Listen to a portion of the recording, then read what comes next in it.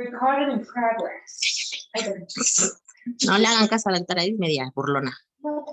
Ya voy a silenciar. No, no tengo hablar.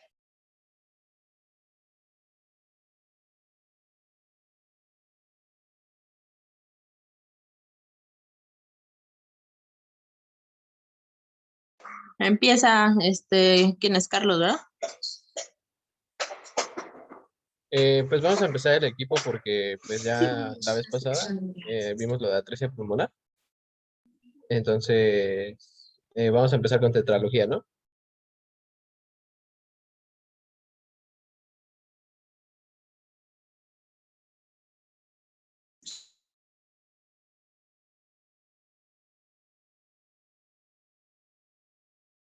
¿Ya se ve?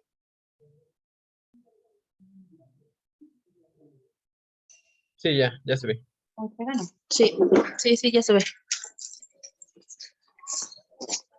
Ok. Va.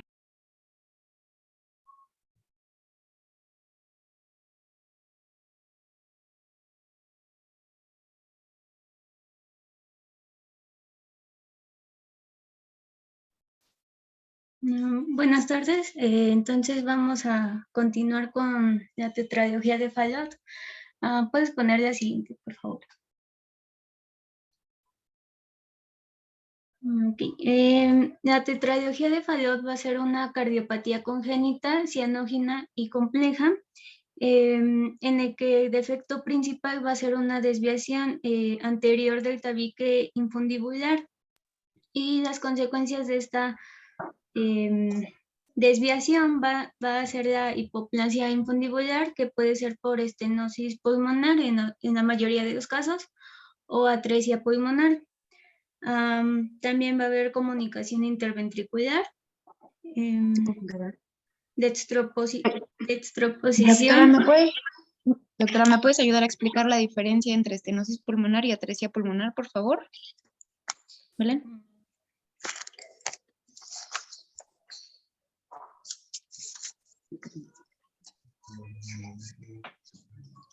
Ay, no sé bien, doctora.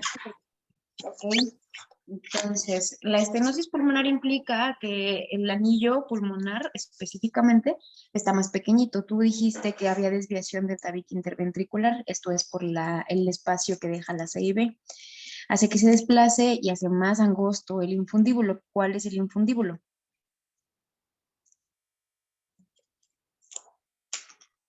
¿Les podemos señalar?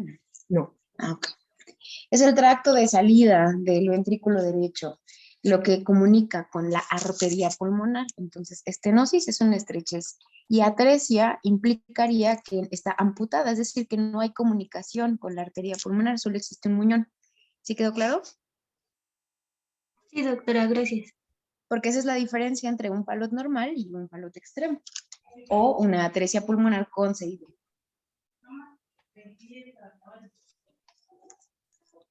Ok, doctora, gracias. ¿Sigue? También puede haber dextraposición de la aorta con cabalgamiento sobre el tabique interventricular. Correcto. Y, bueno, hipertrofia del ventrículo derecho.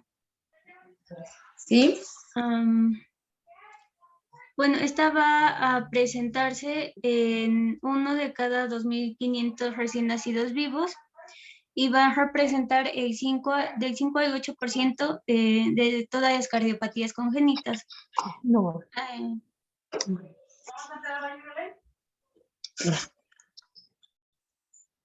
Algo importante que les quería comentar es que en el caso de Fallot, la cianosis es un tanto tardía. En un Fallot clásico puedes encontrar un paciente menor de 6 meses que no presente cianosis. Es por eso que a veces pasan desapercibidos. Definitivamente ahorita que lleguen a la clínica van a explicar que siempre va a haber datos importantes, pero la cianosis es tardía. Entonces, no se engañen porque vean un bebé que sopla y tiene 3 meses y no lo ven azul, no descarten por completo Fallot hasta que completen todo su protocolo, ¿vale? Eso no viene en ningún libro, fíjate. Ok. Bueno, el 10% de los casos se va a asociar a anomalías cromosómicas y más frecuentemente a la microdeleción del cromosoma 22. Y esta va a estar presente en el 16.6% de los casos. La siguiente, por favor.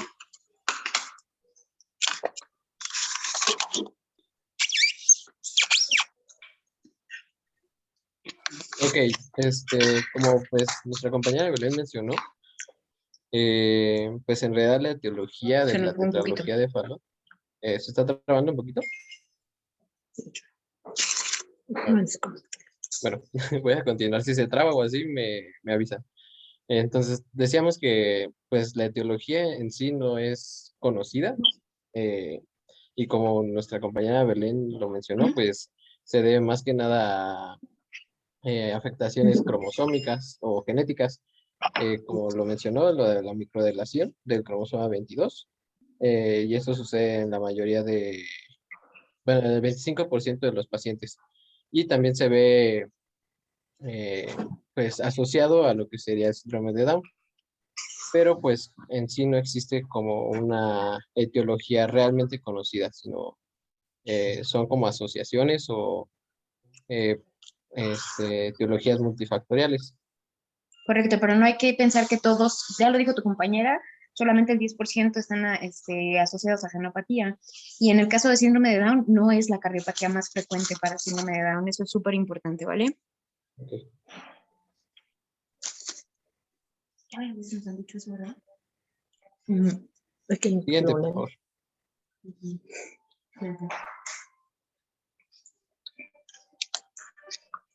Bueno, aquí llegamos a la clasificación.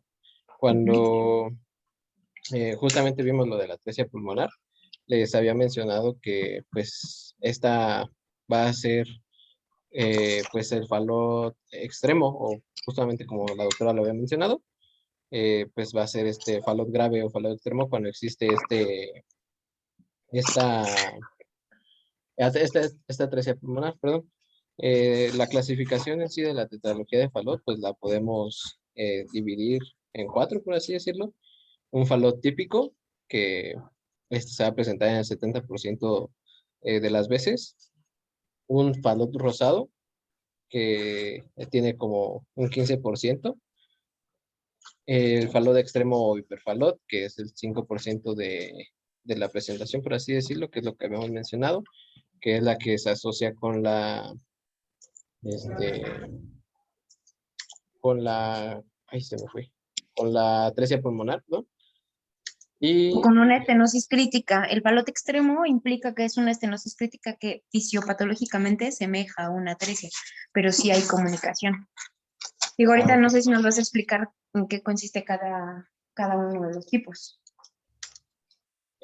Pues más que nada, la No. atresia, No. no A ver, como no te tal al preocupes. No, 100%, está bien, no sí. te preocupes. Entonces yo lo explico para que no se quede la duda. Probablemente Ok, por favor, aprenderse gracias. la clasificación, sí, probablemente aprenderse la clasificación completa no es prioridad para ustedes. Solamente saber que existe ahorita para efecto de examen, pero con que aprendan a identificar los 4 elementos anatómicos de Fallot, ya dense por bien servidos. En el caso de Fallot típico, es lo que ya comentaron ustedes, la CIB, estenosis, cabalgamiento de la aorta e hipertrofia del ventrículo derecho. El Fallot rosado implica que está un poco más estrecho el infundíbulo, o sea, la salida, y entonces no hay tanta estenosis y por tanto no hay cianosis. Tiene toda la anatomía, pero no está tan apretada esa pulmonar y entonces no hay problema. Fallot extremo o hiperfallot implica una estenosis crítica, es decir, pasa una gota de sangre y por tanto semeja a una atresia pulmonar. El asunto es que cuando se hacen los estudios de gabinete, pues observas que sí hay un poquitito de flujo.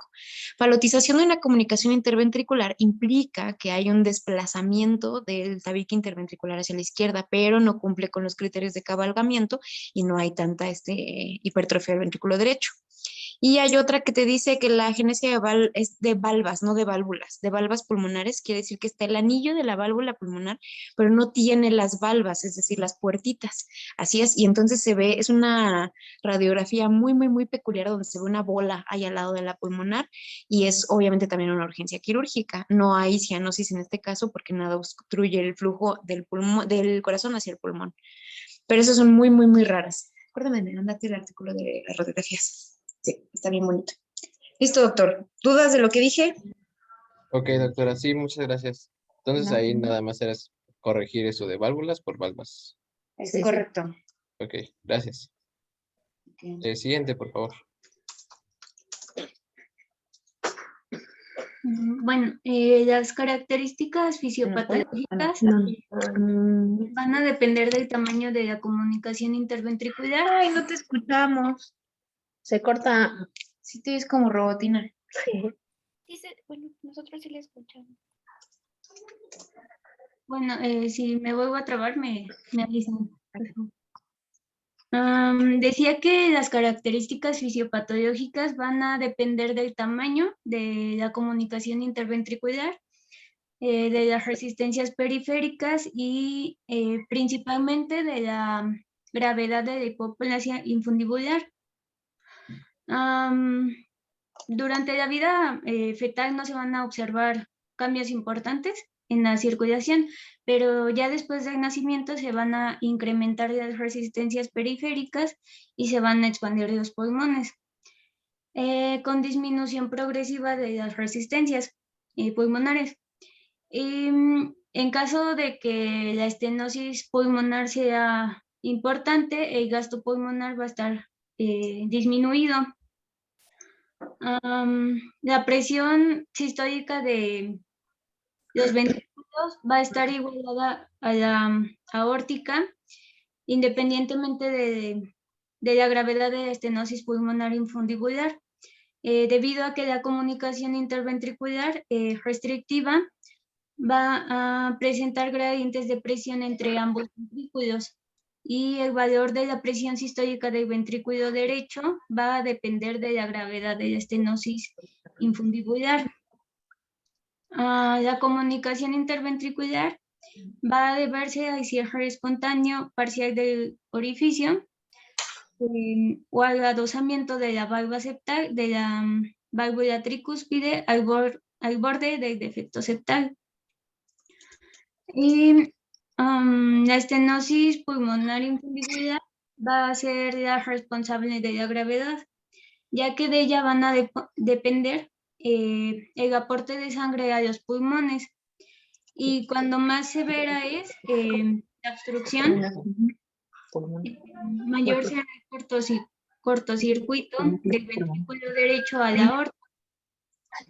No, pero sí lo explicó, ¿no? Sí. Va a haber mayor cianosis y el grado de oligoemia pulmonar. A ver, ajá, sí, perdón. Ujú. Creo que es todo. Ok, a ver, entonces que tus compañeros nos digan con todo lo que acabas de leer,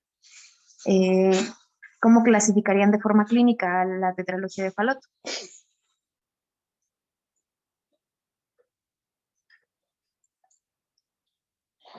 A ver, ¿quién dijo yo?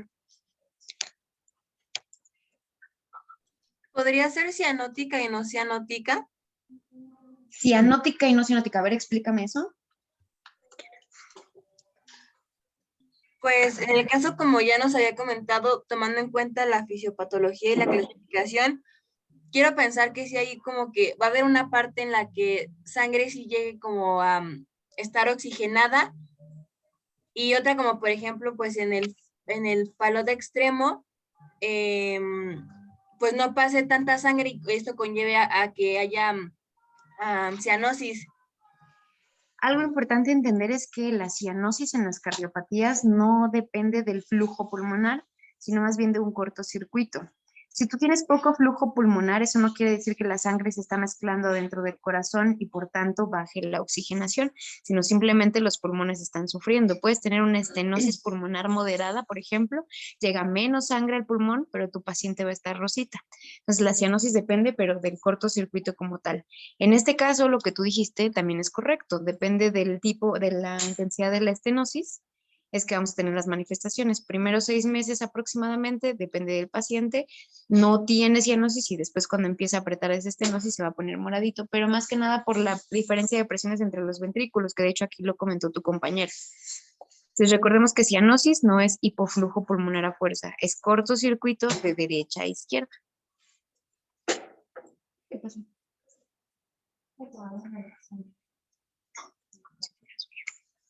¿Recuerdan? ¿Sí, doctora? Caterina. Sí, gracias. Os hago más bolas, siento. Que hablo muy rápido aparte, ¿sabes? Bueno, pero entonces, ¿cómo quedaría esta de la clasificación que se mencionó? Porque esta explicación que dio Belén es para entender por qué entra en cianógena o acianógena o de flujo pulmonar elevado, normal o bajo.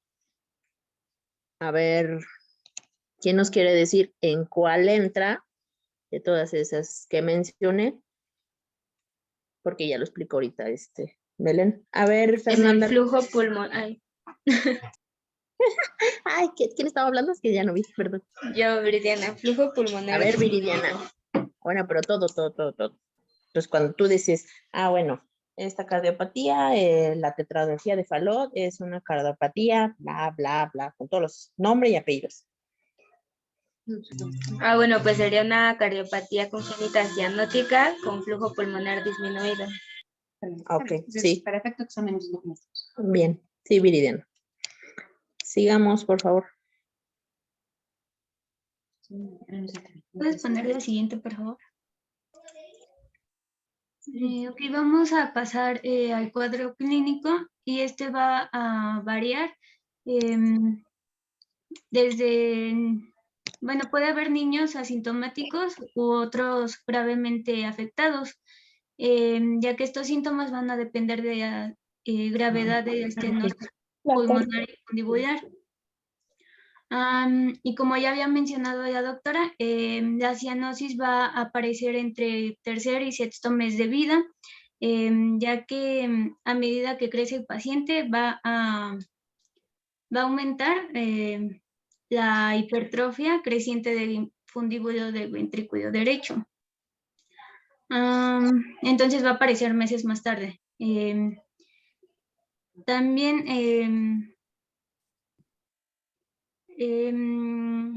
en los casos de obstrucción grave del tracto de salida del ventrículo derecho, la cianosis puede que sí se presente de forma inmediata. Y en estos lactantes, el flujo sanguíneo pulmonar va a depender parcial o casi completamente del flujo a través del ductus arterioso. Y cuando el ductus empieza a cerrarse en las primeras horas o días de vida, va a producirse la cianosis intensa. En niños mayores con cianosis de larga evolución y que no han sido sometidos a tratamiento quirúrgico, se va a observar que tienen piel oscura y azulada. Van a tener escleras grisáceas con vasos sanguíneos ingurgitados y acropaquias, perdón.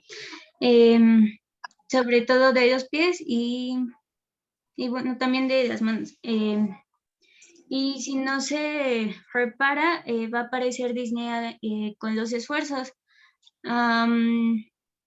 Y estos niños pueden jugar por un breve periodo de tiempo y después ya van a tener que sentarse o descansar.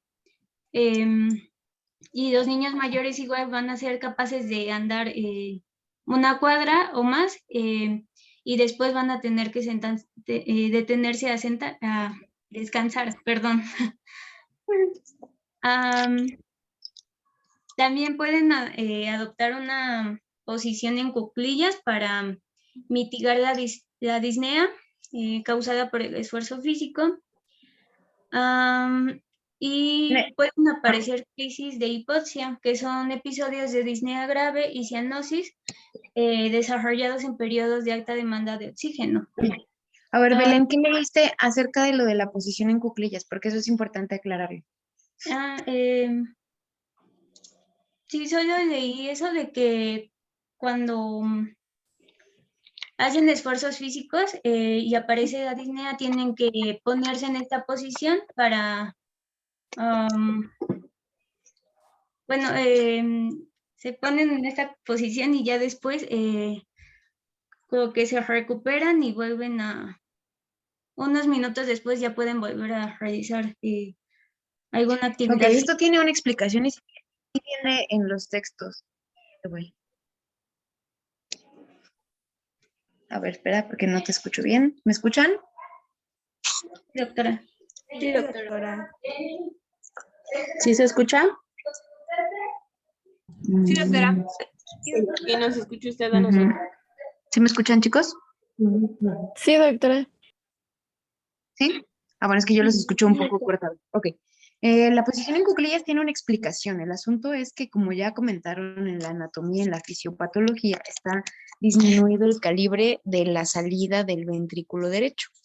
Cuando los pacientes se ponen taquicárdicos, no necesariamente cuando están jugando, incluso les puede pasar a los lactantes que no caminan, cuando están pujando para defecar, cuando están llorando, la frecuencia cardíaca sube y eso hace que en algunos casos se disminuya todavía más el calibre del tracto de salida.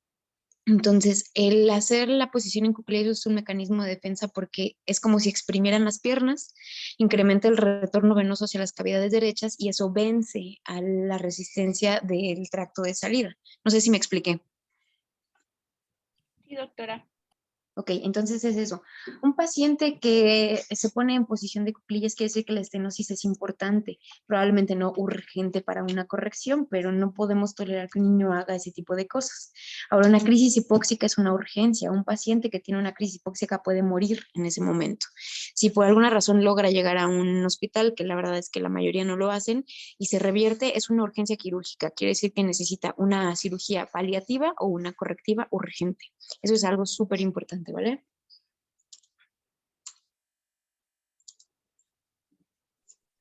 Ok, doctora, gracias. Bien. Bueno, las crisis hipóxicas se van a caracterizar por cianosis, taquipnea, insuficiencia respiratoria y pérdida del conocimiento. Y como ya mencionó la doctora, es como una de las complicaciones más graves de esta cardiopatía. También vamos a encontrar elevación del hematocrito en un paciente con larga evolución o pueden tener compromiso hemodinámico. También va a haber retraso en el desarrollo físico y psicomotor y en la exploración física. El primer ruido cardíaco va a ser normal.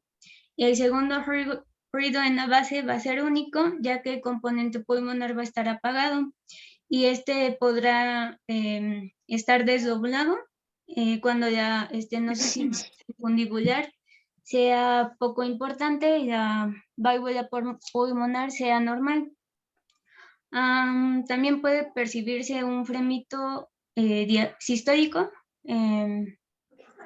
a lo largo del borde externario izquierdo en el tercer y cuarto espacios paraesternales. Y el soplo sistólico suele ser intenso, puede irradiarse ampliamente, sobre todo a los pulmones, pero es más intenso en el borde externario izquierdo. Este puede ir precedido por un chasquido protosistólico que va a ser producido por la turbulencia producida a través del tracto de salida del ventrículo derecho y va a tender a hacerse más intenso y largo a medida que aumenta la gravedad de estenosis pulmonar. La siguiente, por favor.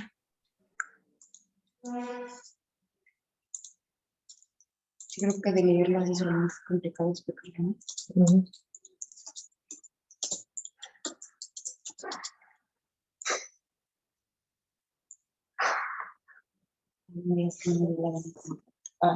¿Ya cambió? Es que No, No, no ha cambiado.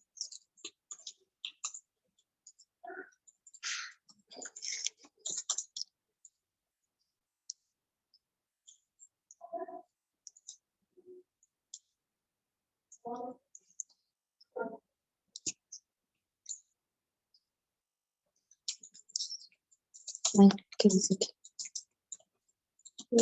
Por el retorno venoso, dijo Samantha. Yo, doctora, cuando hizo la pregunta, pero Ah. no había De lo de memorizado. de las cuclillas, ¿no? Ajá, sí. Ah, Estuvo bien.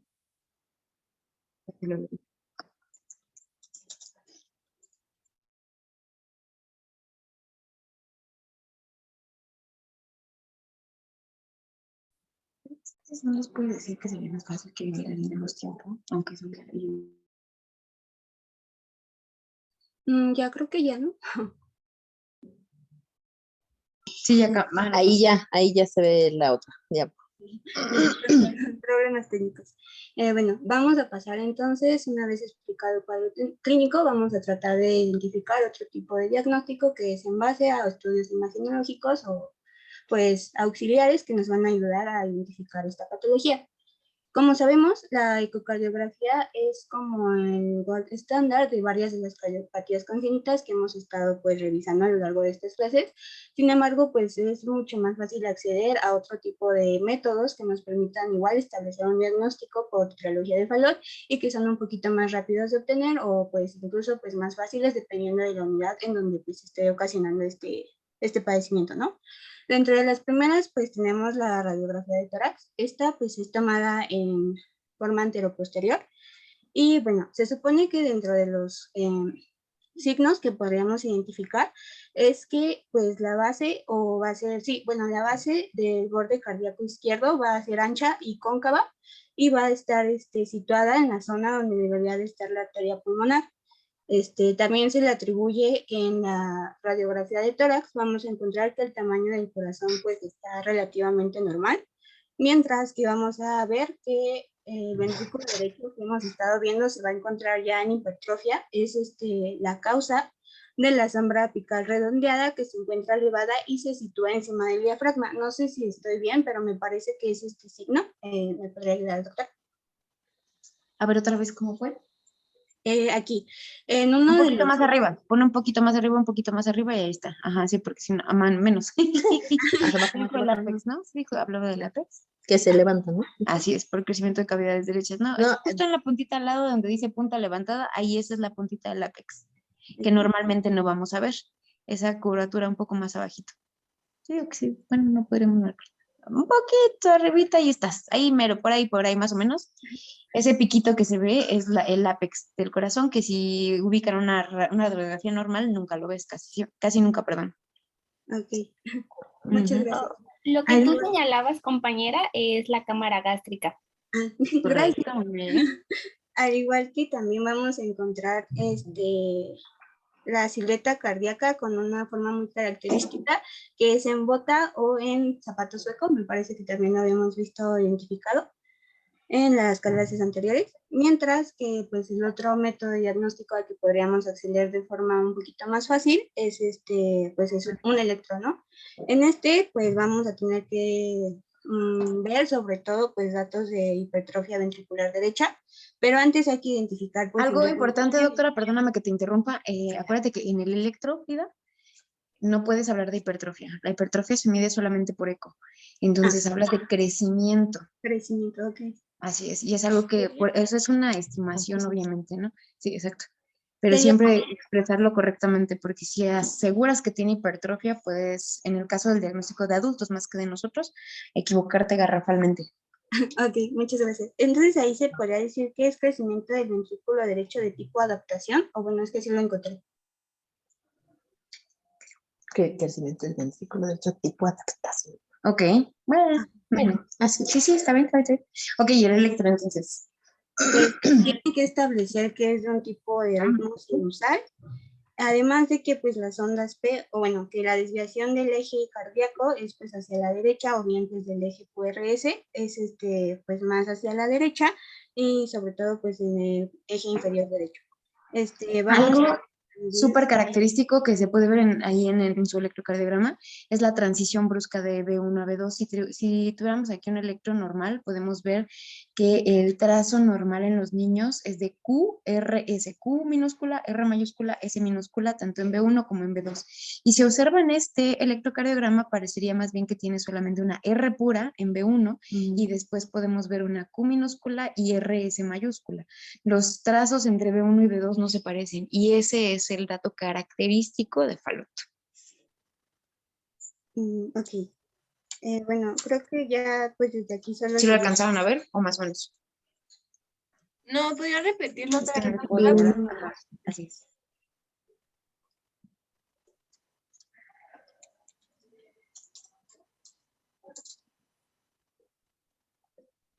Doctora, ¿podría repetir Híjole, otra vez ¿qué lo creen del que no les electro, por escuchamos favor? bien? Ah, ok. Entonces, la transición brusca entre B1 y B2, observen en el electrocardiograma que tienen en su pantalla, el trazo de B1. Si nos vamos a observar el complejo QRS, podemos ver que no tiene un trazo de Q y es como si tuviera una R. R solamente y después una S chiquitita, ¿es correcto? ¿Eso sí lo alcanzan a ver?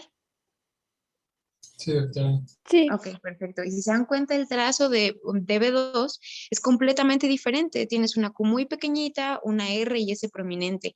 El trazo es muy distinto y normalmente en los electrocardiogramas, observen electrocardiogramas normales, se ve muy parecido. Entonces, este dato apoya el diagnóstico de Fallot, obviamente, con todo lo demás que ya comentaron, el crecimiento de cavidades derechas, la radiografía y pues si tienen al paciente ahí, la clínica.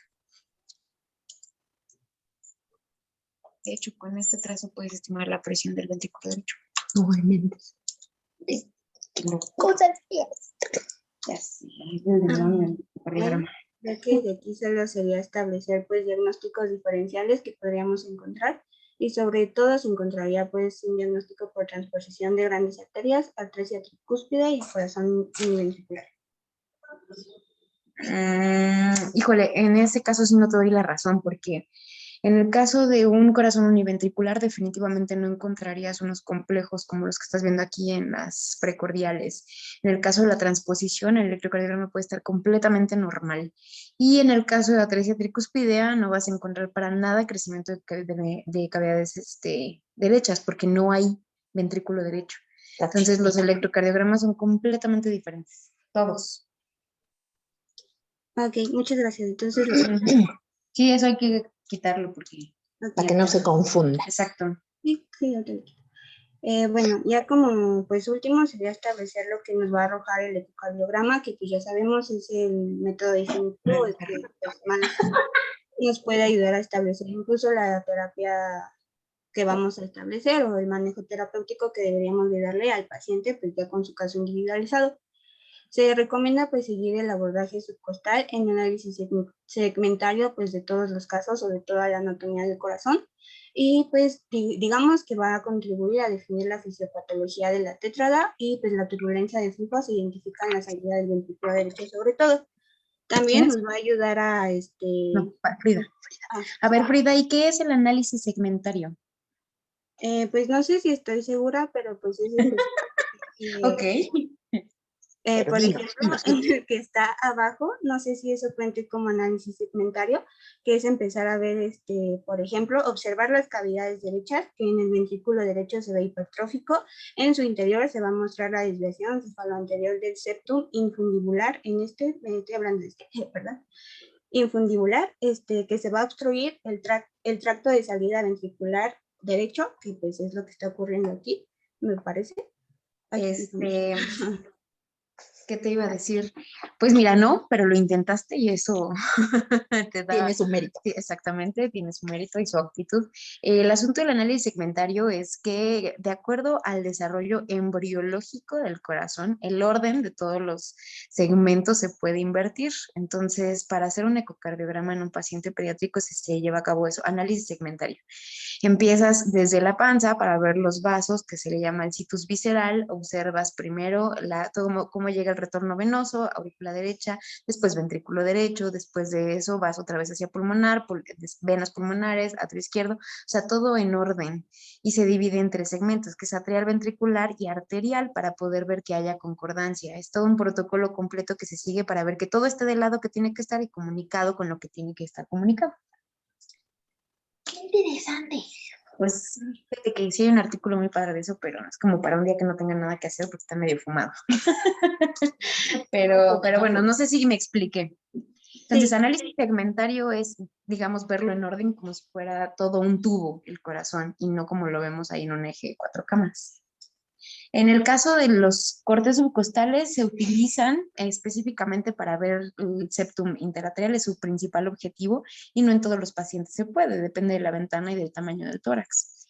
Entonces se hacen por todos lados, subcostal, paraesternal, supraclavicular, todo lo que alcances, hay que utilizarlo. No nada más eso, ¿vale? Que no es motivo de ello. Ok, Bien, bien. Sigue, Sigamos. sigue. Bueno, creo que de aquí pues sale rescatar que el ecocardiograma entonces también nos va a arrojar los datos del grado de cabalgamiento de la aorta, la localización y el grado de la obstrucción del infundíbulo o pues, de la salida del ventrículo izquierdo, y pues también como las ramas principales y proximales de las arterias pulmonares o lo que está ocurriendo pues con ellas, y pues la dirección del arco aórtico sobre todo. Así es, en 25% de los pacientes con tetralogía de Fallot, el arco aórtico está del lado derecho, cuando normalmente debe estar del lado izquierdo.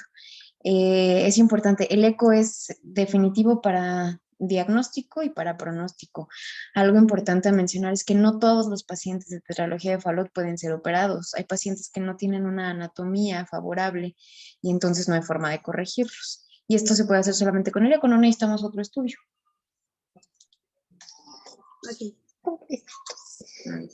Bueno, entonces podemos pasar al tratamiento. En cuanto al tratamiento farmacológico, solo encontré que se puede iniciar con prostaglandinas tipo 1, y esto para permitir que el ductus arterioso pues permanezca permeable. Ya sabemos que pues se cierra. También pues Ahora, esto sucede en etapa aguda, doctora. O sea, no puedes tener un paciente con una infusión de prostaglandinas en su casa. Es para pacientes neonatos que tienen una estenosis crítica o que tienen atresia pulmonar y su flujo depende específicamente del conducto arterioso. Entonces, eso es en la etapa aguda, es en las primeras horas o minutos de que hayan nacido. Más adelante no tiene ninguna indicación. Porque si es un paciente que necesita conducto arterioso, hay que corregirlo en los primeros días de vida o hacer una paliación, que eso es lo importante. Y ya, si no se corrige, pues se mueren. Ok, bueno. Entonces creo que ya de aquí solo las indicaciones serían esas, y procedemos a que el tratamiento quirúrgico pues básicamente es que todos los pacientes con tetralogía pues van a requerir de la pues, reparación quirúrgica, ¿no? Perdón que les interrumpa. Vamos a separar el tratamiento quirúrgico en 2 tipos. Uno que es paliativo, que significa que es solamente mientras pasamos a un nuevo tratamiento definitivo, o un paciente que no va a tener una corrección total, pero que lo va a mantener con vida lo más que se pueda. Y en este caso es algo que se llama una fístula sistémico-pulmonar, que quiere decir hacer una conexión directa de la aorta hacia una de las ramas pulmonares o al centro de la arteria pulmonar para que siga llegando sangre al pulmón y ese paciente pueda crecer o avanzar o mejorar sus condiciones para corregirlo. Y la quirúrgica es lo que tienes aquí en tu diapositiva, que es poner el parche y corregir si es necesario tratar o no a la arteria pulmonar. Ahora, este tratamiento de sedación y beta bloqueadores es específicamente en pacientes con crisis hipóxica. Es importante entender que frecuentemente pacientes que llegan a servicios de urgencias ya pues muertos y que llegan o llegan en paro, muchos de ellos podrían tener alguna cardiopatía que dependía de conducto o que tiene alguna complicación. Entonces, detectar a un paciente en una crisis hipóxica es muy complicado. Casi siempre sucede con un paciente que ya tiene diagnóstico de Fallot y estaba hospitalizado, y en ese caso es que se utiliza la sedación y los betabloqueadores para disminuir la frecuencia cardíaca y para que el paciente se relaje. Pero la realidad es que es muy difícil decidir eso cuando un paciente llega morado exactamente a urgencias. Por eso es que la mayor parte de los pacientes con crisis hipóxica se mueren en su casa o en el camino. Triste. Sí, mucho. Ok. Bueno, sí, iba a separar como el tratamiento quirúrgico No sé si... Ah, ok, perdóname, me adelanté. Discúlpame. No, sí, gracias por explicarme. Igual no me había quedado, Es medio impulsiva esta doctora. Un poquito, sí. no me había quedado muy claro igual. Ok, bien. Pues la primera situación era que el paciente tuviera buena saturación, aunado a una buena conformación anatómica, bueno, una anatomía favorable que permitiría que la cirugía correctora fuera la única intervención, mientras que ya los otros dos puntos o otro tipo de pacientes ya tienen indicaciones muy diferentes. Y me parece que en el que tengo un poco de dudas si el protocolo sí es el mismo que yo encontré, que es en la de los pacientes con crisis de disnea y cianosis. Sí se maneja bueno, el tratamiento paliativo con la fístula, pero aparte encontré que se puede aumentar la resistencia vascular, proporcionándole oxigenación por cánula nasal, expansión del volumen, corrección de la acidosis con la que van a cursar, aplicación de sulfatato de morfina por vía intravenosa, intramuscular en dosis de 0. Ya no te oímos bien. Ahí ya me escucha un poquito mejor. Ay, no te escuchamos. ¿Los demás me oyen? Sí, Sí, sí. Sí, se creo escucha. que yo no te oí. Nosotros Bueno, no te escuchamos. si quiere lo repito, que era en la última, en el último como estado del paciente, que es en crisis de disnea y cianosis, que es donde necesita aumentarle otro protocolo al paciente, que es pues, aumentar las resistencias vasculares, aplicándole oxígeno por cánula nasal, la expansión del volumen, la corrección de acidosis, la aplicación de sulfato de morfina y fenilefrina, me parece, si ese es el tratamiento que se les puede dar también a los que están en crisis o es esa parte. No, sí, es correcto. Acuérdate que lo que comentamos acerca de que de repente hay como un espasmo del infundíbulo, interrumpe el flujo pulmonar del ventrículo derecho hacia el pulmón y eso es lo que produce la crisis de hipoxia. Entonces, lo mismo que hacen los niños de ponerse en cuclillas para poder como exprimir, como aumentar el retorno venoso, lo estás haciendo cuando pones vasoconstrictores periféricos, por ejemplo, norepinefrina o la fenilefrina que le pusieron, que sería en urgencias. Eso hace que se cierren los vasos periféricos, incremente el retorno venoso hacia el lado derecho del corazón e intente vencer la resistencia de ese infundíbulo que está muy chiquitito. Entonces, sí es correcto, te digo, el problema es realmente cachar a un paciente y hacer un diagnóstico súper oportuno en cuestión de minutos para poder ayudarle con estas medidas. Por eso es que casi siempre son los que ya están hospitalizados, que a lo mejor están esperando tratamiento, que están esperando una cirugía y de repente se ponen mal en el baño, por ejemplo. Ya entonces le pones todo esto que acabas de decir. Ok, bueno, entonces creo que son como las más relevantes, que pues en lo que nos vamos a quedar es que los pacientes con buena saturación y anatomía favorable, pues se puede derivar solo a una cirugía correctora y creo que el pronóstico es bueno y ya pues ya depende mucho de cómo lleguen. Fíjate que algo importante es eso, todo el resultado quirúrgico depende de cada grupo. En nuestro país, desafortunadamente, los resultados quirúrgicos de cardiopatías no es tan favorable. Por ejemplo, tetralogía de Fallot en Estados Unidos se opera en los primeros 30 días de vida y en nuestro país la mayoría de los centros quirúrgicos los operan después de los 2 años, la mayoría por la parte del tamaño. Entonces, aunque el pronóstico en el libro sea favorable para una tetralogía de Fallot, en la realidad no lo es tanto. En la realidad mexiquense. Así es. Bueno, y de muchos otros países Sí, latinos, claro. ¿no? Ahora, en la corrección, no todas las cirugías, ya lo dijiste tú, ¿no? Con la anatomía depende mucho de lo que vas a hacer, pero si es un paciente que tiene un infundíbulo muy estrecho, habrá que deshacerle lo poco que tenga de válvula pulmonar y por tanto va a requerir una segunda intervención. Antes, esa intervención volvía a ser nuevamente con circulación extracorpórea, o sea, corazón abierto para pronto. Actualmente ya se puede empezar a hacer las siguientes correcciones por medio de cateterismo o intervencionismo, y esa sí es una ventaja, aunque a lo mejor el pronóstico del resultado inicial no sea tan favorable, el segundo puede que sea mucho menos invasivo. Pero es importante que no se queden con la idea de que pues es tan ideal como en otros lugares, desafortunadamente. De primer mundo. Correcto. Ok, bueno, pasamos a... Un paciente luego le prometen Sí, claro. las perlas de la Virgen. Bueno, ya para ir terminando esta parte de la tetralogía de Fallot, llegamos a las complicaciones. Sí.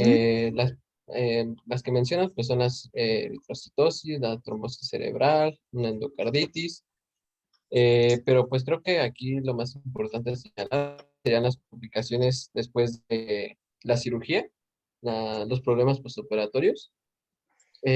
Algunos de estos problemas pues puede ser una insuficiencia del ventrículo derecho, un bloqueo cardíaco transitorio. eh, Todavía puede existir una comunicación interventricular que pues quede por ahí. Y incluso se pueden llegar a presentar infartos y pues la muerte, ¿no? Como ya había mencionado la doctora. Sí, es correcto. De hecho, en el orden en el que dijiste es bastante adecuado. La primera es una complicación de las lesiones que quedan en la válvula pulmonar y lo que sigue son las arritmias. De hecho, los pacientes posoperados de Fallot hay que estarlos monitorizando porque un porcentaje nada despreciable de aproximadamente 20% van a necesitar marcapasos más adelante para disminuir el riesgo de muerte súbita, perdón. Se me olvidó, por cierto. Sí, muchas gracias, doctora. Bien. Ay, qué... Y siguiente, por favor. Sí, continuamos.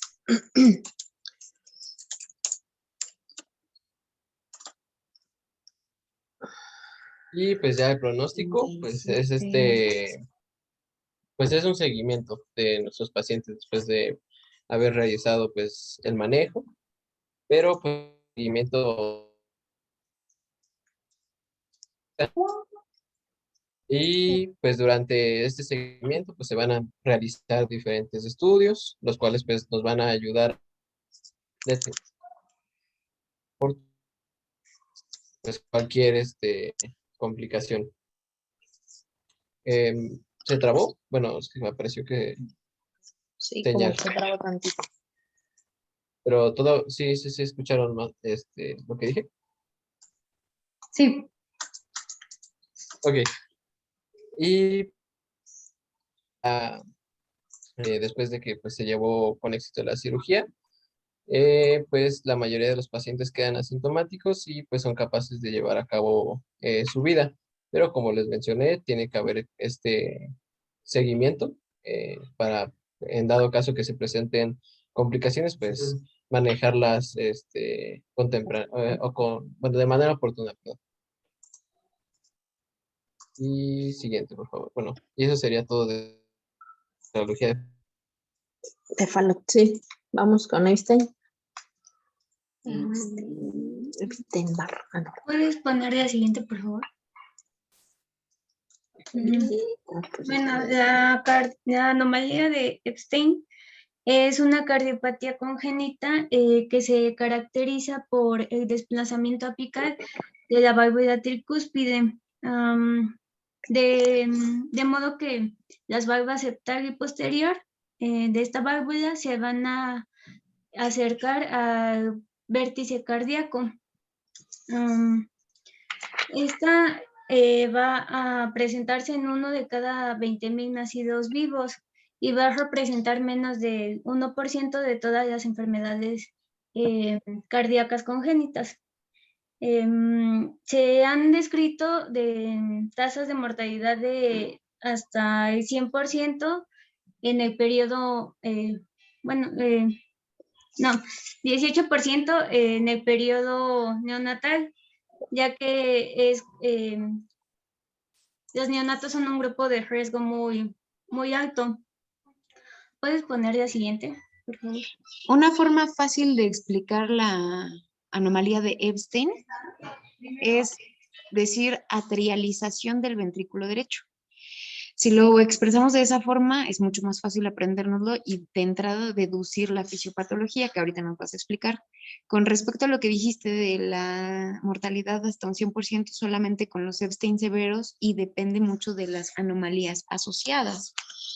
Tenemos pacientes con Epstein moderado y severo que no se enteran nunca que lo tienen hasta que son adultos y van a una consulta de rutina para una cirugía de una hernia inguinal, por ejemplo, y les toman un electro y es como se dan cuenta. Entonces, leve y moderado pueden pasar desapercibidos hasta que se mueren a los 90 años. Ahora, los severos son los que se pueden morir y casi siempre depende de la anomalía asociada, que ahorita creo que nos vas a decir cuál es la más frecuente.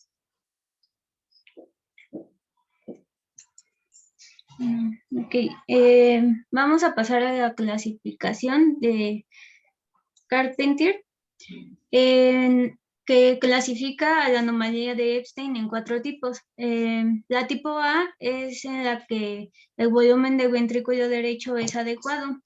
El tipo B es cuando existe una porción atrializada importante y el movimiento de la valva anterior es libre. El tipo C es cuando hay restricción de la movilidad de la valva anterior de forma severa y hay obstrucción del tracto de salida del ventrículo derecho. Y el tipo D es cuando todo el ventrículo derecho está atrializado. Como les decía, lo que acabamos de mencionar, ¿no? De la atrialización, entendemos nosotros que las aurículas son estructuras no contráctiles, son mayoría músculo liso, aunque sí tienen una mínima contracción, no son capaces de bombear. Entonces, si le estás quitando espacio a la unidad contráctil de ese corazón, pues obviamente va a tener disfunción y va a disminuir el gasto cardíaco. Por eso es que los severos mueren, porque al final del día falla esa bombita. Sí, La siguiente, por favor. Mm. Bueno, vamos a ver un poco de la anatomía, cómo es la anatomía en esta cardiopatía. Las características que vamos a encontrar van a ser estas, que predomina el desplazamiento apical de las valvas tricuspidias.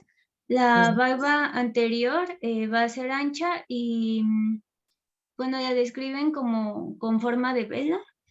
Esta va a estar unida en su posición normal al anillo, pero las valvas septal y posterior se van a desplazar hacia el ventrículo, por lo que al ventrículo derecho se va a dividir en 2 partes, que es la porción de entrada, que va a ser el ventrículo derecho atrializado, y la porción de salida, que va a ser el ventrículo derecho funcional o trabeculado.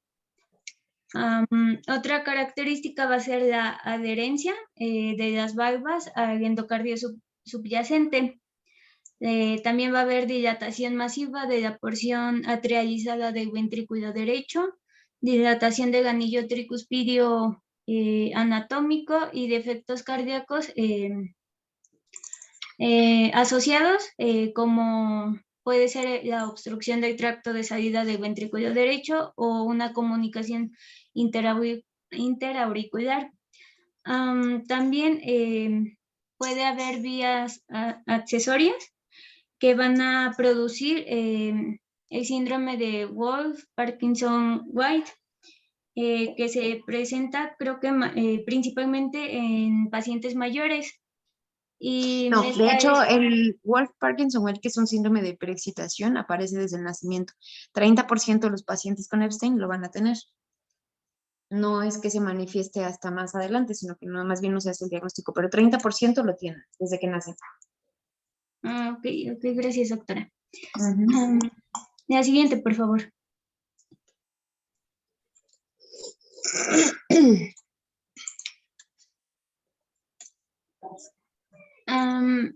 Las características de la válvula tricúspide, como ya mencioné, va a ser un desplazamiento hacia atrás y hacia abajo de las válvulas inferior y septal, que van a estar en forma de espiral por debajo del anillo verdadero.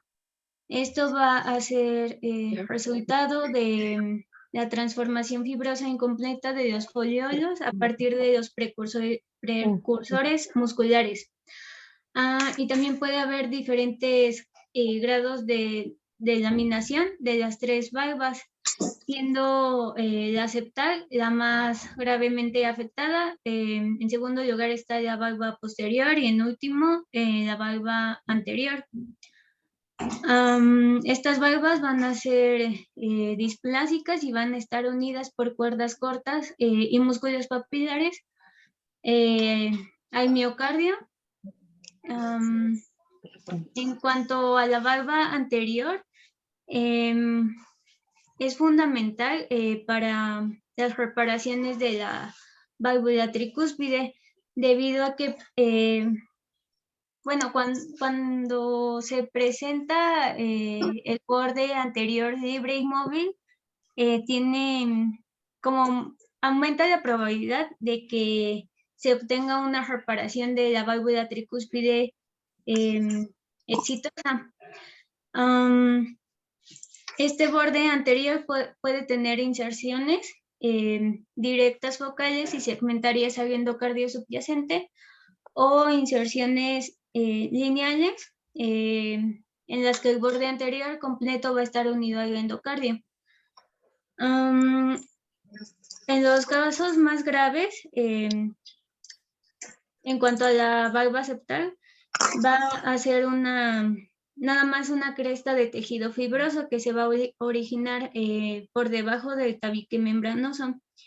Y en cuanto a la valva inferior, va a haber poca evidencia de laminación y cerca del vértice se pueden encontrar algunos restos de tejido de las valvas o Ya endocardio no se oye. engrosado. ¿Ya me escuchan? Sí, ya se pasó.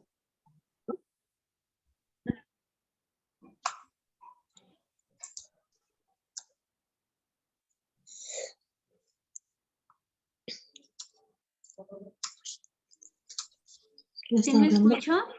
Ya, ahí ya. Sí. ¿Qué te parece si te pasas a la fisiopatología? Porque como que la otra información es mucho que Puede ser un poco... sí, les va a confundir más. Ok. ¿Puedes poner esa la otra? En esta. Exacto. Ok. Bueno, en la fisiopatología tenemos que el desplazamiento hacia abajo de las valvas de la válvula tricúspide va a originar un segmento del ventrículo derecho que va a estar atrializado. Este va a tener paredes delgadas y el flujo sanguíneo de la aurícula derecha se va a desviar de derecha a izquierda a través de una comunicación interauricular o de un foramen oval permeable hacia la aurícula izquierda.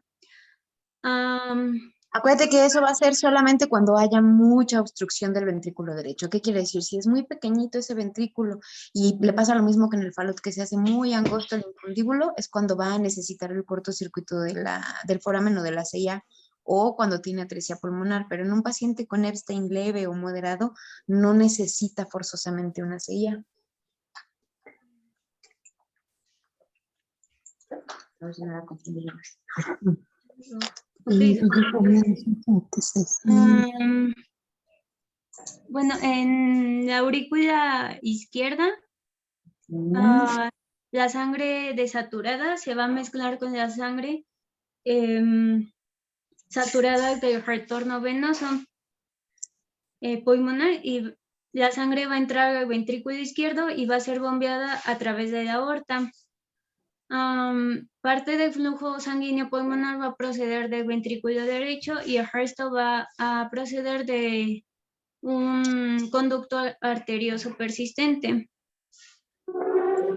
La siguiente, por favor.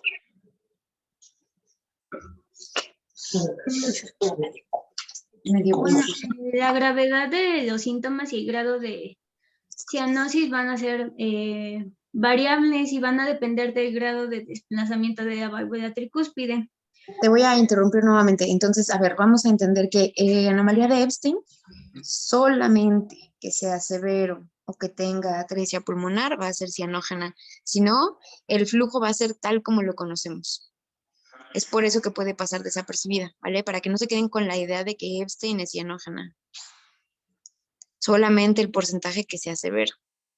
Y entonces sucede lo que tú acabas de explicar bastante bien, que es que se invierte el cortocircuito del foramen oval y por tanto pasa sangre no oxigenada hacia la oxigenada y eso se lleva a la circulación sistémica. Pero mientras tanto, la otra circulación está normal, entonces un mayor porcentaje de pacientes van a estar sin cianosis. Toda esta descripción que nos diste está bien, pero es solo para severo, ¿vale? O atresia pulmonar asociada a Epstein. Ok, doctora, gracias. Bueno, en los recién nacidos, perdón, se puede desarrollar una insuficiencia cardíaca derecha grave y cianosis. También puede ocurrir regurgitación tricuspidia grave y gasto cardíaco bajo, lo que va a provocar que las presiones auriculares derechas estén elevadas y cianosis por cortocircuito auricular de derecha a izquierda. En las formas graves van a presentar cianosis intensa, cardiomegalia masiva y soplos históricos largos.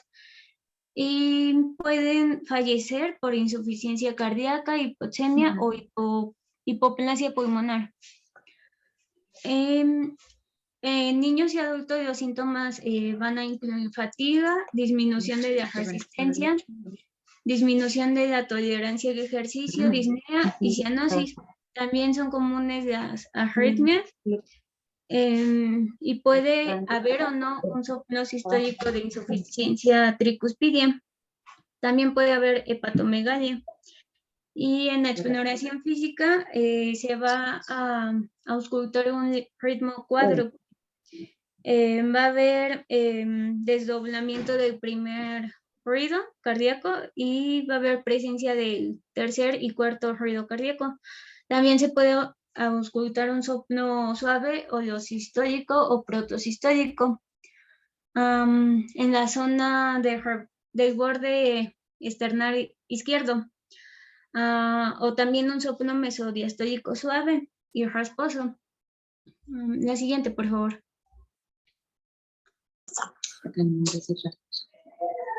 ¿Cuál? En el electrocardiograma podemos encontrar un bloqueo de la rama derecha que puede ser completo o incompleto.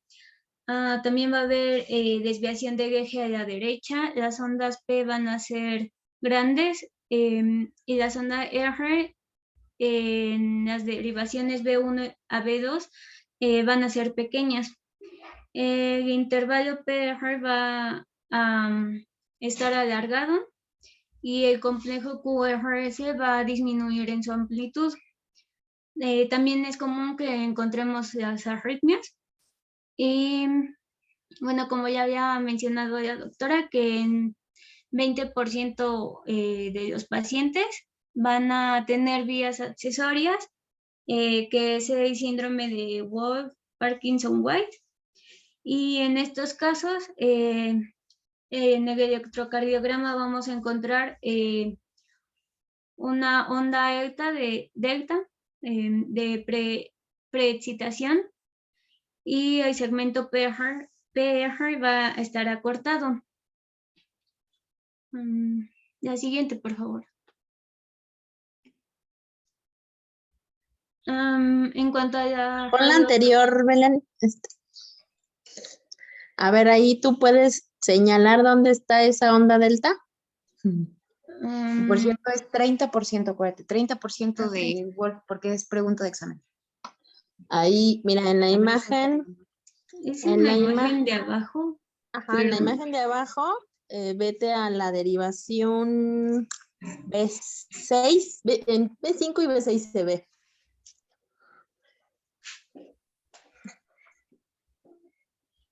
Quítale el S, bueno, dale, perfecto. Entonces ahí con la flecha, pero nada más déjale un puntito pequeño para que se pueda Estamos ver. en el complejo, en la derivación B6, ¿vale? Que es la que se ve un poquito más clara. ¿Alcanzan a distinguir la onda P? Pon el señalador donde Okay, está sí, el... ¿cómo está? ¿Alcanzan a distinguir la onda P, chicos? En la derivación B6. A ver, señálala. Con el puntito va a ser medio complicado, está muy grande. Sí. Con la punta de la flechita. Con la flechita. Es que a lo mejor no se lo puede quitar, no sé qué pasa. No sé. Baja. Un poquito más abajo. Ajá. Está la onda P e inmediato hay como si una curvatura en el complejo QRS. Nosotros decimos de broma que es como si estuviera embarazado. Que tiene ahí una pancita. No sé si la alcanzan a distinguir en el complejo QRS. pues es que no se puede. Bueno, Bueno, tú les enseñas después, mira, va aquí. ajá, sí, ya vi. O igual después poner ya en el examen le pones una flecha. Aquí, aquí, aquí, ¿Qué se ve? aquí, ¿qué es? Claro. Ya. Chico, es que con la flechita no se iba a dejar. Sí, es que es que Doctora, ¿es este? Es que creo que sí puedo subrayar. A ver si. Ah, mira, con la flechita. a ver, a ver. Con pura flechita, enséñame el piquito justo en la onda delta.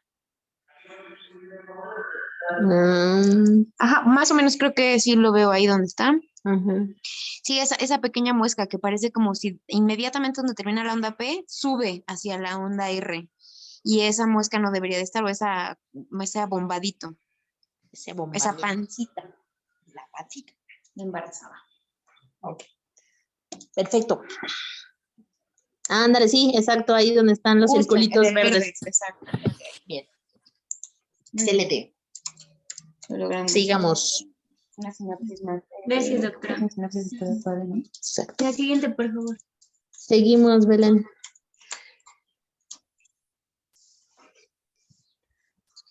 Bueno, en la radiografía de tórax vamos a encontrar cardiomegalia y el corazón va a tener una forma globular.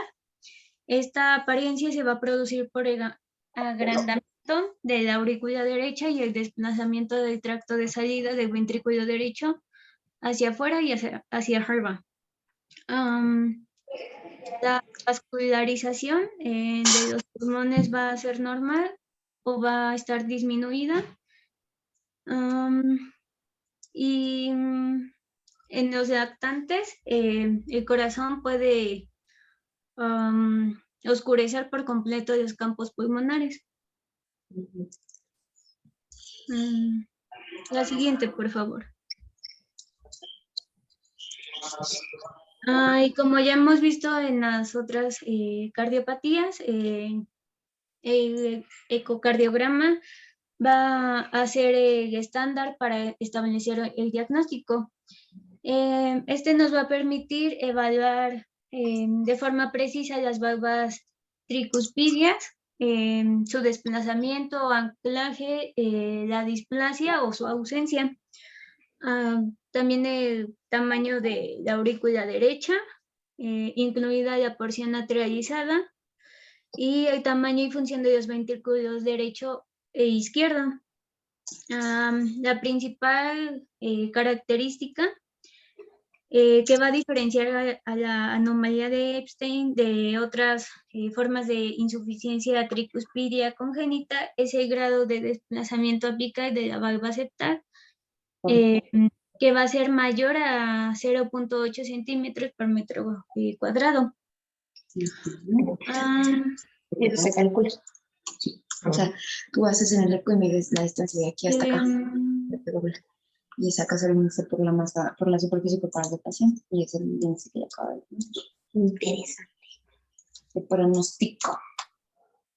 En los estudios con Doppler se va a demostrar el grado de insuficiencia tricuspidia, y en los casos graves la válvula pulmonar puede aparecer inmóvil y el flujo pulmonar puede proceder exclusivamente del ductus arterioso. Hay algunos factores ecográficos que van a ser favorables para una reparación de la válvula. En estos se incluye que se observe una valva anterior grande y móvil con pocas inserciones libres en la pared y un borde anterior libre. Cualquier delaminación del tejido de la valva inferior va a ser útil. Y cuanto más tejido de la valva septal esté presente, es más probable que se pueda obtener una reparación valvular exitosa. La siguiente, por favor.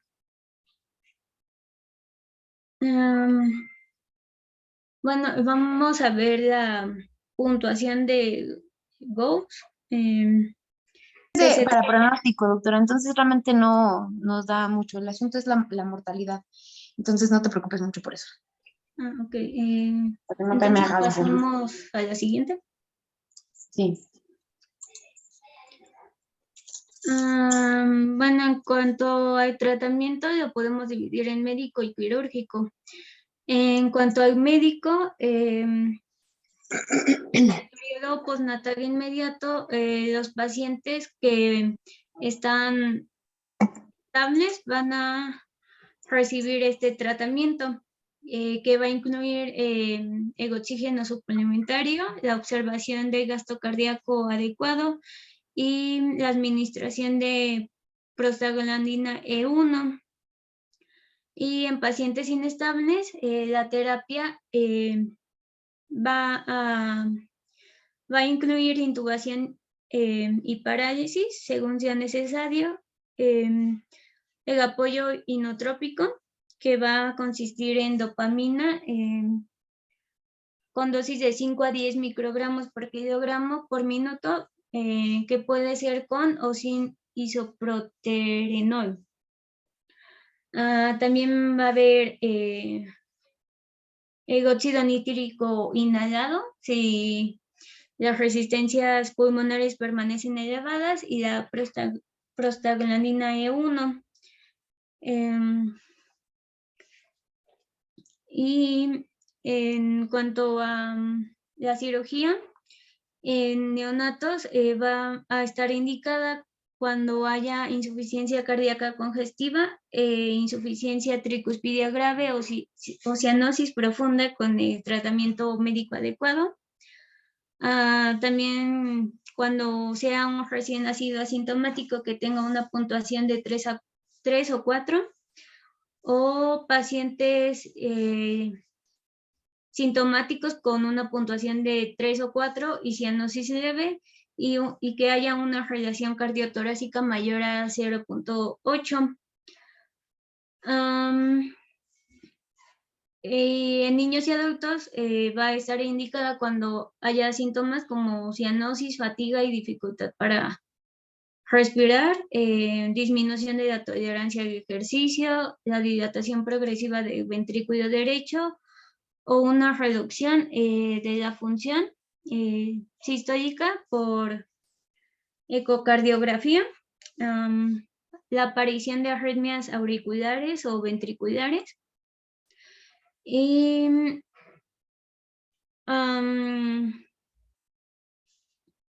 bueno, cuando la anatomía sea apropiada para la reparación, se va a recomendar que esta se realice entre los 2 y 5 años de edad, principalmente si existe algún grado de dilatación o disfunción del ventrículo derecho. ¿Puedes poner la siguiente, por favor? No, yo no le puse. Bueno, ¿puedes regresar? La cirugía puede ser por reparación biventricular, que va a incluir el cierre subtotal de la comunicación interauricular y la reparación de la válvula tricúspide. Y este método va a depender de la presencia de la valva anterior que sea móvil, ya que esta técnica suele ser una reparación de monocúspide. Y los fundamentos de una reparación biventricular completa van a ser la reparación de la válvula tricúspide, la aplicatura del ventrículo derecho atrializado, la atrioplastia de reducción de la aurícula derecha dilatada, el cierre fenestrado de la comunicación interauricular y la corrección de otras lesiones cardíacas asociadas, como por ejemplo la atresia pulmonar. A ver, doctora, te interrumpo tantito. Es correcto lo que acabas de decir. Solamente me gustaría aclararles que justo le comentaba a la doctora Sofía que es una de las cirugías más cruentas, muy pues sangrientas es la palabra, porque la trioplastía implica remodelar todo el corazón. Algo importante en las cardiopatías congénitas es que si tienes una fisiología univentricular, es decir, que un ventrículo es considerablemente más pequeño que el otro por cualquier razón, no son candidatos a corrección biventricular. Hola.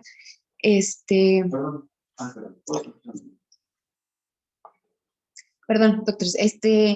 Entonces, un paciente que tiene un ventrículo derecho extremadamente pequeño, como por ejemplo un Epstein severo, es candidato a una paliación univentricular que incluye cirugías como Glenn y como Fontana. En los pacientes que no tienen estas condiciones, el criterio principal para operarlos va a ser la clase funcional completamente.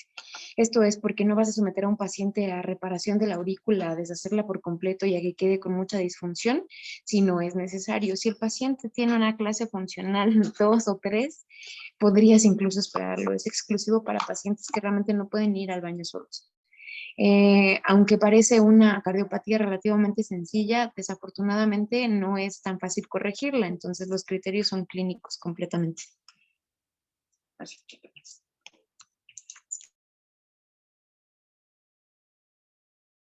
Gracias, doctora. ¿Puedes pasar a la siguiente, por favor? Seguimos, pequeños. Díganme si los confundí mucho más de lo que pensaba. Bueno, creo que ya pasamos a Sí, la pasa. última patología, que es transposición de grandes arterias.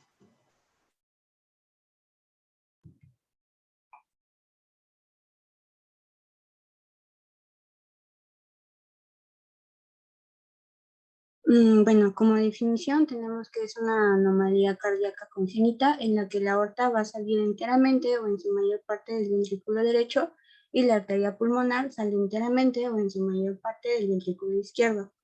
Esta es básicamente la definición que nos vamos a encontrar en todas las radiografías, puesto que recordamos que pues lo normal no corresponde a hacer esto.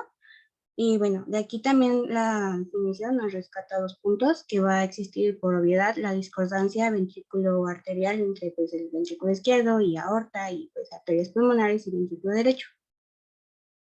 Bueno, el segundo punto que rescata pues es que la circulación pulmonar y sistémica, en lugar de estar conectada en serie, pues se va a encontrar en paralelo, lo cual es importante para comenzar a entender su fisiopatología, que vamos a explicar en un momento. Digamos que, bueno, encontré que la transposición de grandes arterias es una forma común de cardiopatía congénita y supone una incidencia de más o menos del 19 al 30 por cada 100 nacidos vivos. Es más frecuente en varones y tiene una relación 2:1 y pues es de, bueno, su característica es que no se relaciona con cromosomopatías o que no está relacionado con la importancia hereditaria como hemos visto en otras cardiopatologías. Sin embargo, también recordar que pues si no se está explicando ninguna de las etiologías que hemos estado viendo, esta también va a tener la misma característica. Aún no está completamente definida ni está completamente establecida qué es lo que pasa a nivel embriológico. Tengo entendido que se han intentado explicar modelos que tratan de replicar lo que pasa a nivel de la embriología, pero ninguno ha sido completamente aprobado. Entonces podemos decir que su etiología es desconocida y hasta cierto punto lo recalcan como esporádica. Y sobre todo la van a asociar a factores de riesgo de la madre, que sería pues madres diabéticas con consumo de alcohol y pues madres desnutridas. Bueno, también otro factor que encontré es que va a ser más común encontrarlo en partos similares que pues en los únicos. Bueno, ya para comenzar a explicar la fisiopatología de forma un poquito ya más rápida, pues claramente sabemos que al no estar conectada, pues como debería de estar, la fisiopatología es bastante clara. Primero, tenemos que la circulación sistémica se encuentra recirculando el flujo sistémico. ¿Esto qué es? Pues que la circulación que está en todo el cuerpo, en todas las extremidades, no está pasando a los pulmones a oxigenarse. La circulación pulmonar, se encuentra recirculando el flujo pulmonar. ¿Esto qué es? Que la sangre está pasando a los pulmones a reoxigenarse una y otra vez. Esto tiene su importancia, ¿por qué? Porque a nivel de compensación vamos a ver una característica clásica con la que se van a con la que se va a presentar esta enfermedad, con la que podamos o vamos a poder explicar por qué la transposición de grandes arterias siempre se va a ver como bastante acompañada de otras anomalías asociadas, sobre todo la comunicación interventricular o auricular, pero pues ahorita vamos a explicar cómo es que pasa esto. Entonces, rescatamos que dentro del primer punto que está sucediendo es que el retorno venoso está pasando por el ventrículo derecho y está saliendo por la aorta y se está yendo a la circulación sistémica, mientras que la sangre venosa pulmonar está entrando por el ventrículo izquierdo y se está yendo hacia la arteria pulmonar. Entonces, según estas dos descripciones, para poder vivir, la circulación requiere de una comunicación forzosa entre ambos circuitos que están siendo de manera un poquito independientes, se le conoce creo que como independiente o circuitos independientes, pues necesitamos forzosamente que estos dos se conecten para permitir, aunque sea un poquito, de paso de la sangre oxigenada a la circulación general. Entonces, este mecanismo de compensación o lo que intenta hacer la anatomía para compensar lo que está sucediendo es que se tiene que crear, como por así decirlo, 3 puntos, que es primero, el ducto arterioso permanezca permeable. El segundo es que la comunicación auricular aparezca o bien la comunicación ventricular. Por lo tanto, pues ya esto significa que las malformaciones asociadas y el desarrollo de otras enfermedades, como vamos a estar viendo, pues tiene que ocurrir porque el cuerpo necesita forzosamente que la sangre oxigenada, al menos un porcentaje de ella, empiece a pasar al resto del cuerpo. En cuanto a la anatomía, encontré esta de aquí abajo. Frida, espéranos, es que como que se cortó mucho y no se entendió, no sé si tus compañeros, pero nosotros no lo entendimos. Repito la parte de la circulación. De los cortocircuitos, del cortocircuito que vas a obligar porque no hay comunicación entre los dos, en las dos circulaciones. Pues según esto se tiene que forzar los 3 puntos característicos que acompañan a esta patología, que son la comunicación auricular y ventricular. ¿Cuál dijiste que es el más común que podemos o necesitamos permeable y por qué? La ventricular. La ventricular, ¿estás 100% segura o medio segura o casi segura? Es lo que encontré es que... Okay, nada más te estoy molestando. No, mira, el asunto es que tienes razón, es correcto. Necesitas forzosamente un cortocircuito. Los 3 lugares que dijiste, que es CIA, CIB y conducto arterioso, son favorables si no tienes ninguna otra.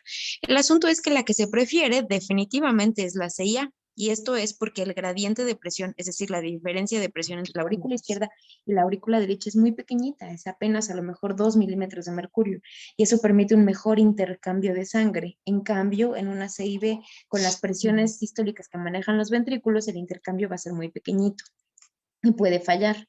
Lo mismo sucede con el conducto arterioso. Entonces, cuando tienes un paciente con diagnóstico de transposición de grandes arterias, el diagnóstico va a ser obviamente en la etapa neonatal. ¿Puedes poner prostaglandinas para mantener el conducto? Claro que sí, pero no va a ser suficiente. Lo que se tiene que hacer de urgencia es lograr una CIA grande para que se mezcle fácilmente y entonces esa bombita pueda funcionar. Como dato curioso, si nace un bebé y lo ven morado y lo ven que satura a 75, apuéstenle a TGA porque la mayor probabilidad, hasta un 85%, es que ese sea el diagnóstico. De las cianógenas es la más frecuente. De acuerdo. Es que sí, lo había asociado porque en los tipos aparece bastante la comunicación interventricular, pero gracias. Sí, es que, claro, bueno, no sé qué bibliografía revisaron porque honestamente no la vi, pero sí es mucho más fácil el cortocircuito ese ya. Ahora, no es lo mismo tener en un centro de salud, en un hospital de segundo nivel prostaglandinas, a una sala de hemodinamia, a una cirugía cardiovascular para poder abrir la CIA. Probablemente por eso les comentan la vía como más rápida, ¿no? Ok, muchas gracias. Entonces la evaluación constante de estos pacientes pues es de gran importancia, pues la fisiología o la fisiopatología, sobre todo del ventrículo izquierdo, se empieza a ver bastante afectada alrededor de los 2 meses de vida, me parece, porque se puede empezar a ver que la pared ventricular se comienza a tornar delgada y esto va a causar cambios pues tanto en la conformación de la pared y sobre todo pues dentro de todo el corazón que van a impedirle al propio corazón. Disculpe. ¿Dijiste 2 meses? A partir del segundo mes de vida encontré que se puede... Hombre, estos bebés si no se corrigen se mueren a los 15 días. Ah, O sí. sea, no llegan a los 2 meses, no hay forma. Ok, entonces... Sí, No, no, no, no, no. corrección solamente Corrección. 15 días. Ok. Va, que va. Va, va, va. Sigue. Bueno, entonces la hipertrofia de la pared ventricular derecha está causada por la disminución progresiva de las resistencias pulmonares, también que la poscarga disminuye y se va perdiendo la masa miocárdica. Por eso creo que es muy importante repararla cuanto antes. Y Correcto. esto nos va a diferir pues las diversas presentaciones que vamos a encontrar. Bueno, antes hay que rescatar que la epidemiología sin tratamientos está aunado a que el 30% muere en la primera semana, el 50% al primer mes, el 70% al año y pues más del 90% no sobrevive. Bueno, en cuanto a su clasificación que encontré, es que vamos a tener 4 principales y esta de acá abajo la manejan en la Asociación Española de Pediatría, pero esta es la que encontré como más explicada, que es la comunicación de grandes, transposición de grandes arterias sin comunicación interventricular, o más bien que es pequeña y con flujo pulmonar aumentado, que esta va a tener características de que la cianosis es temprana, alrededor de la primera hora, el primer día de vida se va a presentar. Va a tener manifestaciones de insuficiencia cardíaca congestiva, no tan severos.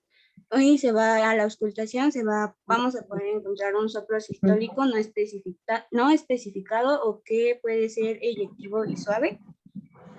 Además de que vamos a encontrar una disnea leve y taquipnea en el paciente y el segundo ruido cardíaco normal y soplo eyectivo suave, como ya habíamos visto a la auscultación. Bueno, esto en cuanto al primer tipo y en cuanto a la presentación del cuadro clínico con el que se van a desarrollar estos pacientes. El segundo tipo es la transposición de grandes arterias con comunicación interventricular amplia y flujo aumentado.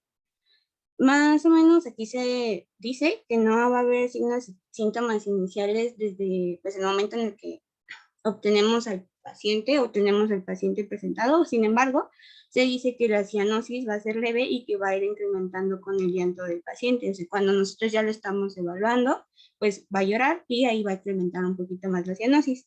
También va a haber signos de insuficiencia cardíaca congestiva, pero estos pueden aparecer alrededor de la segunda semana si es que no logramos identificar a este paciente en el momento en que nació. Sin embargo, a la auscultación también podemos encontrar el soplo cardíaco, que este va a ser intenso en el segundo ruido, y pues el tercer ruido lo vamos a encontrar único e intenso también. El tercer tipo es la transposición de grandes arterias con comunicación interventricular y obstrucción del tracto de salida del ventrículo izquierdo, con estenosis pulmonar, con flujo pulmonar restringido. En cuanto a la cianosis es súper extrema y pues sí son pacientes fácilmente identificables y son parecidos a los pacientes de tetralogía de Fallot, pero creo que habíamos visto que ya los signos son bastante diferentes cuando ya comenzamos a usar pues otros métodos de diagnóstico con ellos. En cuanto al último tipo, es el de comunicación, transposición de grandes arterias con comunicación interventricular y flujo restringido secundario a hipertensión pulmonar. Pues obviamente tiene signos de hipertensión arterial pulmonar, el incremento de la cianosis y el incremento de la cianosis continua.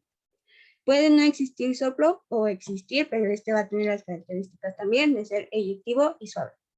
En sí, pues vamos a ver que el cuadro clínico está pues determinado por el nivel de cianosis y en todo recién nacido con cianosis que no responde a oxígeno debe sospecharse el diagnóstico de transfusión de grandes arterias. Y pues esta es la otra clasificación, pero de esta no la encontré tan fácilmente establecida, entonces mejor me quedé con esta para poder explicar el cuadro clínico. También reconocer que estos pacientes van a cursar con acidosis metabólica importante, debido a que la circulación sistémica pues está bastante alterada. Bueno, en cuanto al diagnóstico, tenemos que tener una importante descripción anatómica y funcional del ventrículo izquierdo sobre todo. Sabemos que se va a perder su forma y se contraindica la corrección anatómica y se indican otros procedimientos. Entonces, en cuanto al diagnóstico, tenemos principalmente, otra vez, el ecocardiograma, que es el estudio pues estándar para poder establecer tanto la fisiopatología, el pronóstico, el plan terapéutico y quirúrgico que vamos a tener con estos pacientes.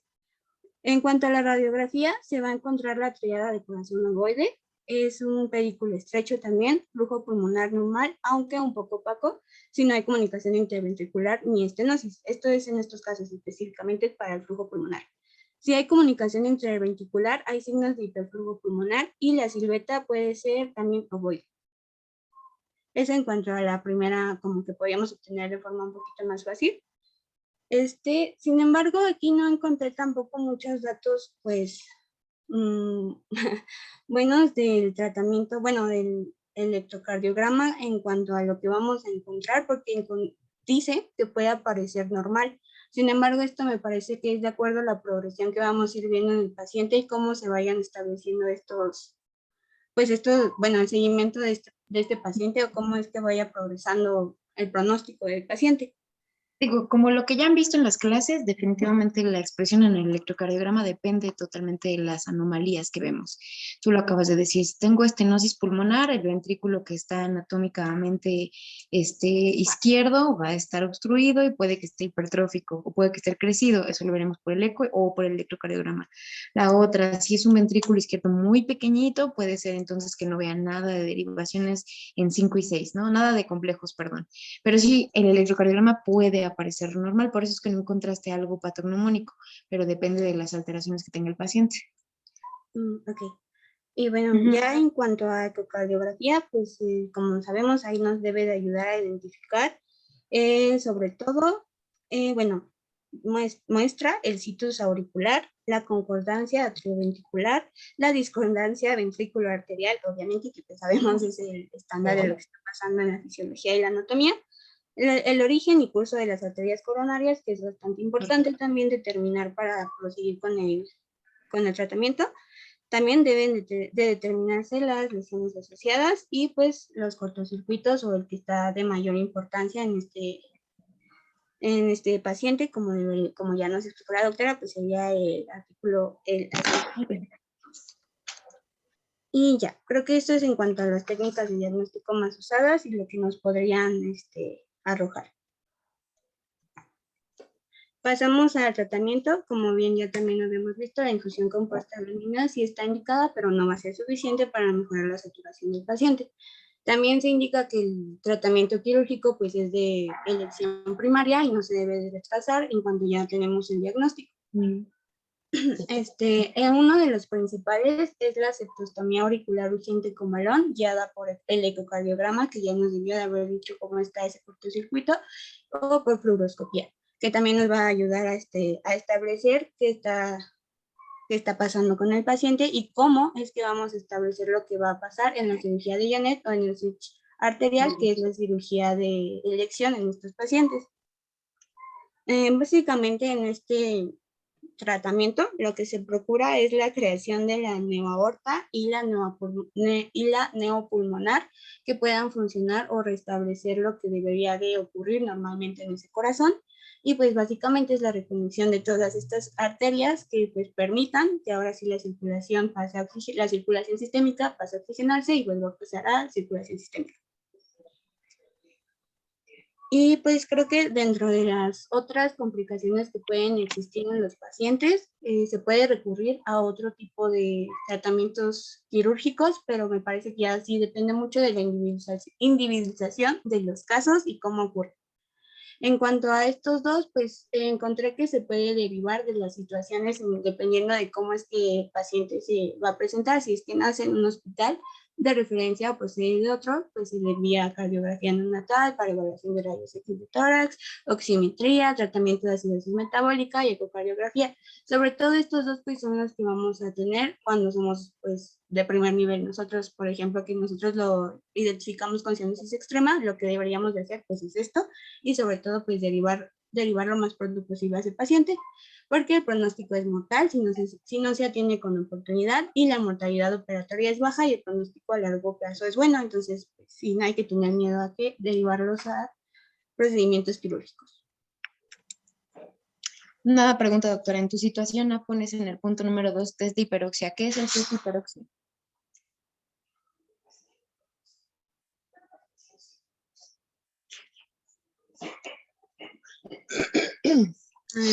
¿Me escucha, doctora?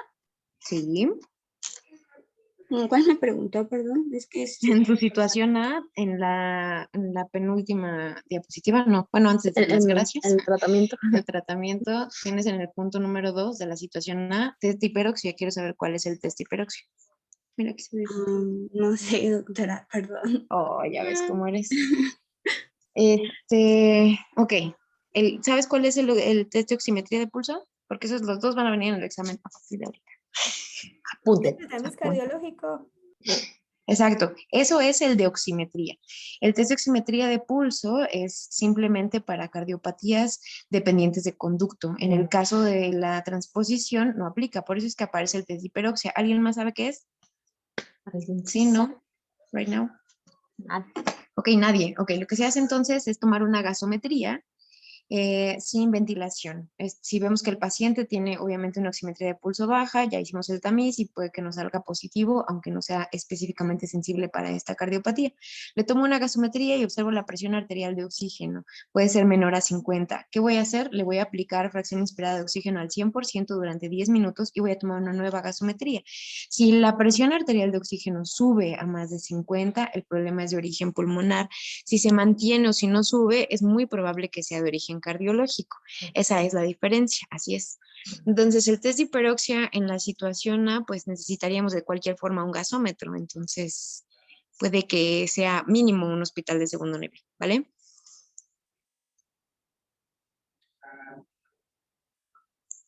¿Podría repetir otra vez lo del test, por favor, doctora? Sí, es por medio de gasometría y monitorización de la presión arterial de oxígeno. Primero es basal, es decir, le tomas la gasometría sin ponerle nada de oxígeno y ves en cuánto está la presión arterial de oxígeno. Puede que sea mucho menor de 50. Administras oxígeno con una fracción inspirada de 100% durante 10 minutos y tomas una nueva gasometría. Si la presión arterial de oxígeno sube, quiere decir que la cianosis en tu paciente es de origen pulmonar y si no mejora, lo más probable es que sea de origen cardiológico. Eso es el test de hiperoxia, que por tanto requiere un gasómetro. Gracias, doctora.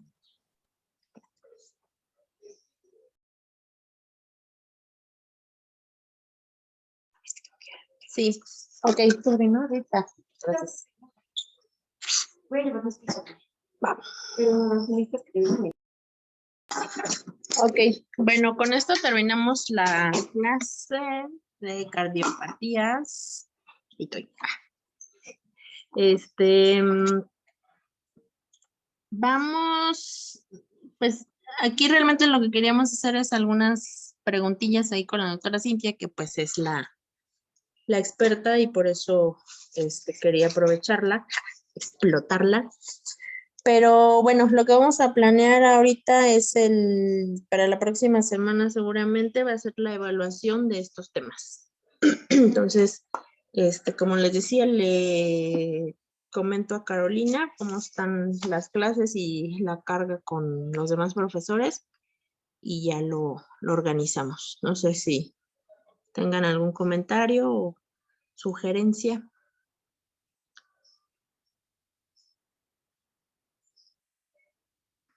No, doctora, todo claro. Vale, bueno, pues entonces seguimos en contacto y pues, gracias por su tiempo. Gracias, doctora. Dale, nos Gracias, vemos. doctora. Gracias. Luego. Gracias, doctora. Buena tarde. Gracias, doctoras. Bye, bye.